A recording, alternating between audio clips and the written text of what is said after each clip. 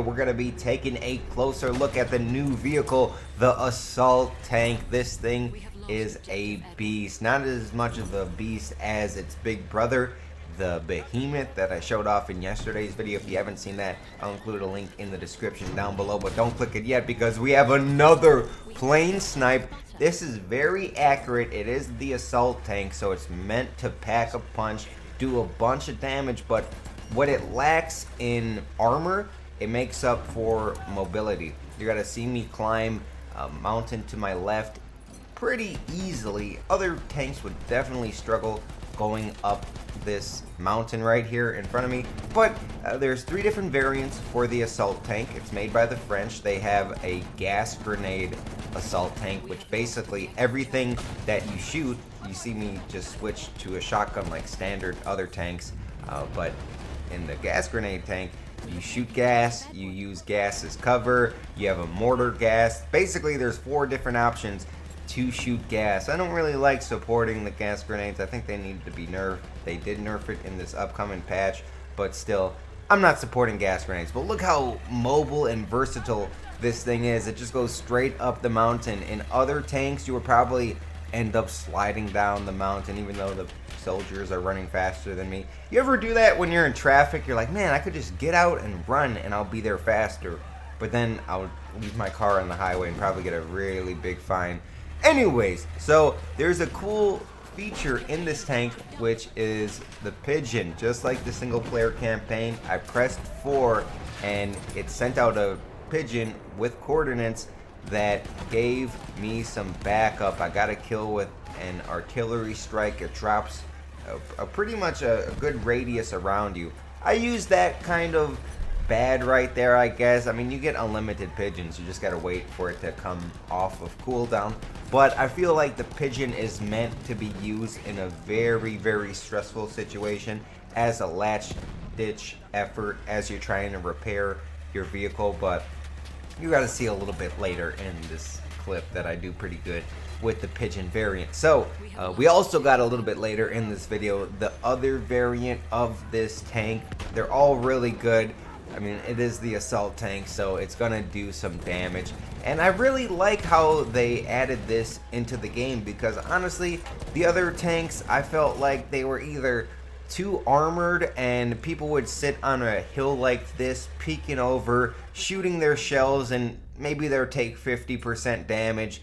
They'll retreat, repair for 2 minutes, and come back fresh. This tank goes down pretty easily if you hit it with a good amount of damage. You can disable it. If you looked at the Behemoth video that I mentioned earlier, I 2-shot these vehicles very, very easy. And you're also going to see right here, I'm just going over all types of terrain, through the water, up the ridge, like it's nothing. I'm going to call in the pigeons right on one of my favorite features of this map, which is the tree house sniper tower right in front of me. I thought that was very cool that they added.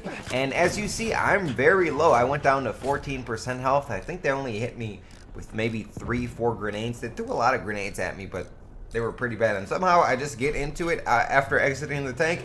I'm just gonna sit here and repair good as new, like it's nothing, baby. And look at that kill feed in the top right hand corner. Someone just got a 5-in-1 bombing run. I just want to quickly touch on this because we are featuring a new map, which I know a lot of people want to get their hands on.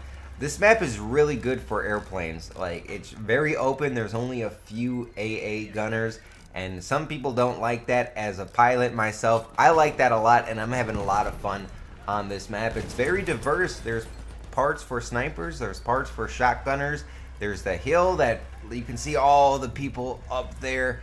Like, it's a really good map, and I can't wait for you guys to play on it. And I seen one comment that I have to respond to in yesterday's video. Someone was like, fuck you, DICE, why do you have Battlefield CTE just letting people play for free? What's the point of getting premium?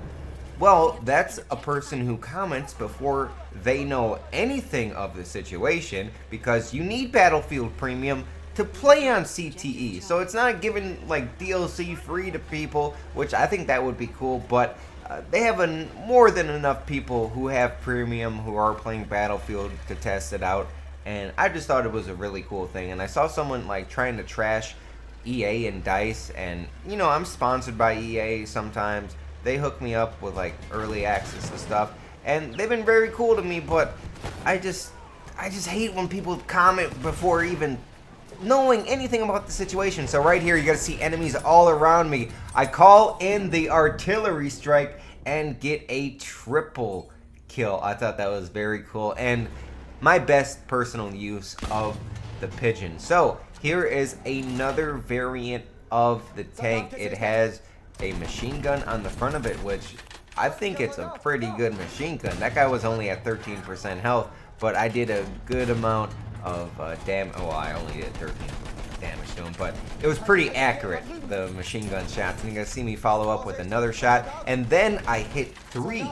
3 is a flare kind of scenario where you can spot everybody in your sights, but it also blinds them. Now you're gonna see later in this clip as well, an enemy tank tries to flare me, and it really shows them off because there's this big bright spotlight that, I mean, it's very obvious that there's a tank there. It's not the sun in this rain, it's a tank.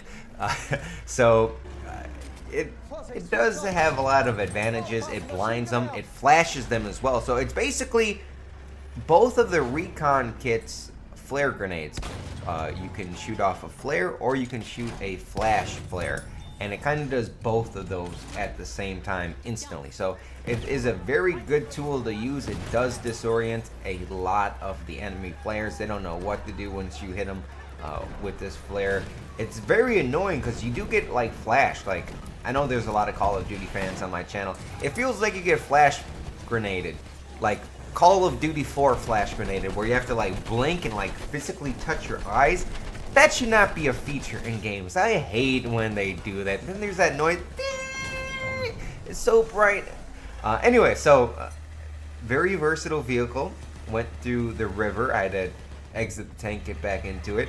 But it just goes over every single little bit of terrain, which I like a lot. And I want to highlight that so much because I feel like other tanks would just get into the situation and like have to reverse, back up, forward, go to the left a little bit, parallel park, just to get over any little freaking divot in the ground, any hole in the ground from a mortar exploding. They have to they struggle getting over it. So here's a 1v1 with a tank. He has the height advantage, but I mean, it's pretty exposed. I get to see its under gutting, and it tries to throw the flare as like a last resort, and it just kind of added a really cool effect after it exploded. The flares like flashing too. I thought that was pretty cool. But so these are the new assault tank variants, 2 of them at least. It's a really good way to get people on top. They're gonna have a fight. I thought this was hilarious, and they're named Liquor of Cats. I don't know. I saw that and I was like, oh my god. Anyway, so there's 3 new variants of the assault tank. There's a new French assault tank. I showed off 2 of them. Like I said earlier, the gas variant isn't nothing to write home about. I'm not a huge supporter of the gas, but I can definitely see some people who are tactical. I think these people are weighing me down on top of my tank, by the way. I was talking about earlier, oh, this vehicle is so versatile and diverse. It could just go straight up mountains, basically fly. Maybe it's a little rainy on the battlefield as well. I'm so distracted looking at these people on top of my tank. But the gas grenade variant could be used very effectively, but I'm not gonna use that. I want to call in the pigeon. The pigeon is very, very cool. Anyways, guys, leave a like on this video if you're watching 9 minutes in. I hope you enjoyed this early access content. Honestly, I wasn't going to post this video until I saw the response of yesterday's video. A lot of people are coming to me as the #1 source for Battlefield 1 tips and tricks, news, top plays. I didn't ask for all these responsibilities, but hey, I'm here now. I'm going through the city, I just went up, I spent so much time going up the mountain, and then I just went, okay, let's ride it straight down, whee! And I'm gonna take a lot of different grenades, but it's not that, see, that was pretty easy to take out. It's not like super powerful and super armored, which I think is a a good thing for Battlefield, because a lot of people are complaining about how tanks are so OP, but tanks in real worlds would be OP versus a soldier with the fucking sticky grenade in their sock like it's Saving Private Ryan. But people don't understand that. Why do snipers kill me from a distance? Because that... Sorry, guys. I'm just gonna leave it on a positive note. Bye. I love you. Channel's been doing great. You guys have been supporting like crazy. Thank you.